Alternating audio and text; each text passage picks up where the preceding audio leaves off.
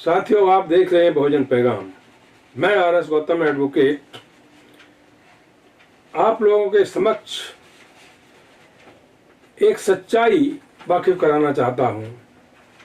आप देख रहे हैं पूरे देश में होली का उत्सव मनाने की तैयारी हो रही है। लोगों ने पहले ही से जगह जगह होली का पर्व जिस तरह से मनाया जाता है सदियों से, उसी तरह से मनाने का प्रोग्राम बना रखा है। साथ साथ इसके हमको इसकी सच्चाई से भी वाकिफ होना चाहिए।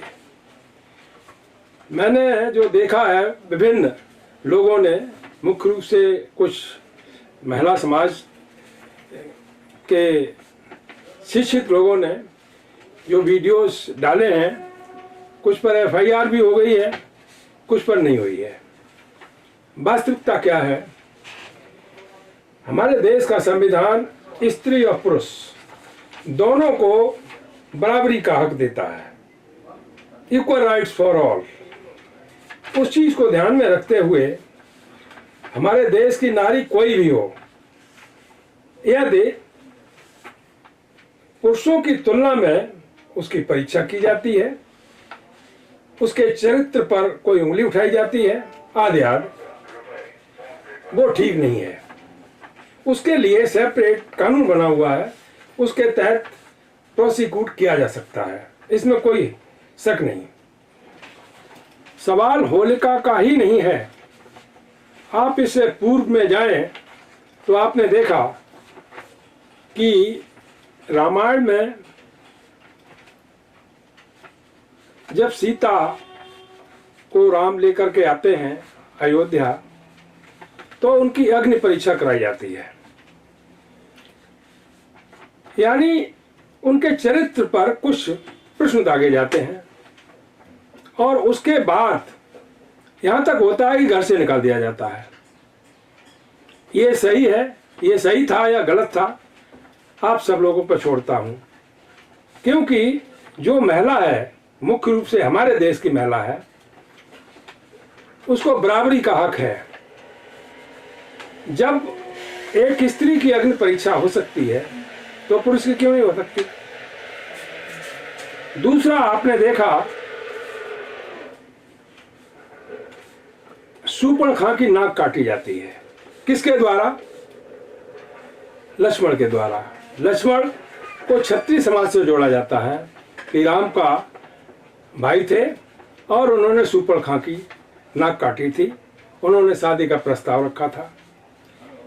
क्या ये होना चाहिए था? नहीं होना चाहिए था। इस पर सोचने की जरूरत है। कोई भी वीर पुरुष हो या कैसा भी पुरुष हो, किसी नारी की नाक काटना क्या किसी धर्म का प्रतीक माना जा सकता है?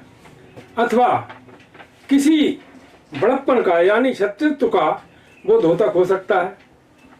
आप पर छोड़ता हूं। आगे बढ़ते हैं। आपने महाभारत देखा, द्रौपदी का भरी सभा में चीरहरण हुआ।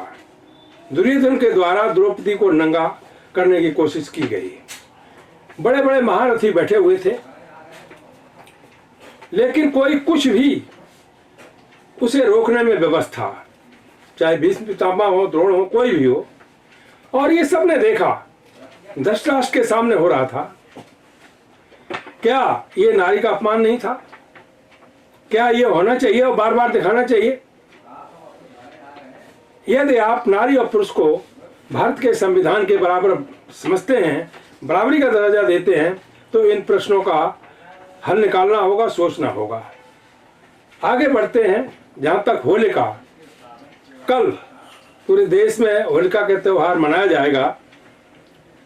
क्यों मनाया जाएगा? एक तरफ आप होलिका की पूजा करते हैं, दूसरी तरफ होलिका को जलाने काम करते हैं, तो दोनों विचारधाराएं साथ साथ नहीं चल सकती। यही तो सबसे बड़ा एक प्रश्न चिन्ह लग जाता है कि शिक्षा और विज्ञान के साथ जो पाखंडवाद है वो साथ साथ नहीं चल सकता। सिंपल भाषा में अंबेडकरवाद और मनुवाद कभी साथ साथ नहीं चल सकते। अब सोचना देश के लोगों को है चाहे वो किसी धर्म या जाति के लोग हों, कि हमारे देश को विकास की तरफ, समाज को समता समानता की तरफ अंबेडकर का सिद्धांत ले जा रहा है अथवा मनुवाद का। जहां तक मैं समझा हूं, अब तक जो व्यूज हम बहुजन पैगाम पर देश भर से प्राप्त हुए हैं, पता लगा है हिरण्यकश्यप हरदोई का सम्राट था, वहां का रहने वाला था, और इस वर्ष से हरदोई जो उत्तर प्रदेश का जनपद है कन्नौज के पास, वहां पर होलिका का पर्व नहीं मनाया जाएगा। बहुत सारी किंवदंतियां हैं इस संबंध में, ये सब जानने की जरूरत है। मैं कोई अपनी तरफ से ऐसी बात नहीं कहना चाहता कि किसी भी व्यक्ति को कहीं चुभ जाए या कोई खुश हो जाए। ये एक ऐसा डिबेट है जिस पर हर व्यक्ति को सोचना चाहिए, चिंतन मनन करना चाहिए। आगे वो भी हमारे देश की महिलाएं हैं जिन्होंने वीर गति को प्राप्त किया, देश के लिए, समाज के लिए तलवार उठाई, युद्ध किया, चाहे वो झांसी की रानी लक्ष्मीबाई हो, झलकारी बाई हो, उदा देवी पासी हो, अवंती बाई हो, सावित्री बाई फुले, जिन्होंने शिक्षा के क्षेत्र में सबसे पहला काम किया। लोग प्रोग्राम करते हैं और शिक्षा की देवी सरस्वती को मानते हैं। कोई भी व्यक्ति कहानियों में गठित वर्णित सरस्वती को ना जानता है, ना उसके पिताजी को जानता है, ना ये जानता है कि वो कितनी पढ़ी लिखी थी। लेकिन सावित्रीबाई फुले को तो सभी जानते हैं। उनके पिताजी का नाम, उनका कहाँ पर वो रहती थी, कहाँ पर उन्होंने शिक्षा के लिए काम किया, सबको पता है। मेरा कहने का मतलब ये है कि जो सच्चाई है, वास्तविकता है, उससे देश के लोगों को अवगत होना चाहिए और अवगत होकर के वही विचारधारा देश के अंदर फैलानी चाहिए, उसको मजबूती से आगे बढ़ाना चाहिए। ये हमारे देश के हित में होगा, समाज के हित में होगा और यही हमारे देश का गौरव होगा। साथियों, एक बात और मैं कहना चाहता हूं, ये जो सब चला आ रहा पहले से, भारत का संविधान का आर्टिकल 13, जो पहले परंपराएं जितनी चली आ रही थी वो नल एंड वॉइड डिक्लेयर कर दी है। लेकिन कुछ लोग महज अपने स्वार्थ के लिए या अपनी ईगो बस या अपनी घिसी पिटी चढ़ी गढ़ी परंपरा को बरकरार रखने के लिए संविधान के आर्टिकल 13 का वायोलेशन करते हुए उस घिटी परंपरा को आगे बढ़ाना चाहते हैं। उसे हमको समझना पड़ेगा और सच्चाई को और वास्तविकता को सामने लाना पड़ेगा। इसलिए आज मुझे आप लोगों से यही कहना है कि जो होलिका का पर्व माना जाता है, त्यौहार माना जाता है, कुछ भी आप कहें, सोच समझ के सेलिब्रेट करें। मेरे विचार से होलिका ने जो कुर्बानी दी, सेक्रीफाइस की, और होलिका के साथ जो हुआ एक जघन्य अपराध हुआ और उसे भी होलिका ने बर्दाश्त किया और बाद में उसको जला दिया गया। ये सब पढ़ने की और सीखने की जरूरत है। इन सब चीजों को ध्यान में रखते हुए हमें होलिका के बारे में सोचना चाहिए।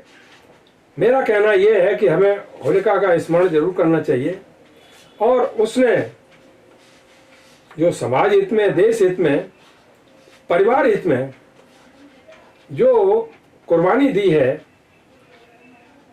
इस तरह का व्यवहार भविष्य में किसी महिला के साथ नहीं होना चाहिए।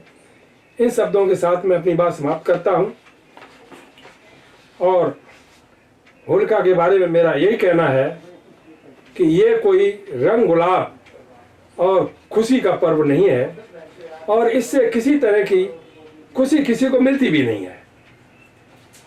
इन चीज़ों को ध्यान में रखते हुए हमें समाज को जोड़ने की बात करनी चाहिए, ना कि तोड़ने की बात करनी चाहिए।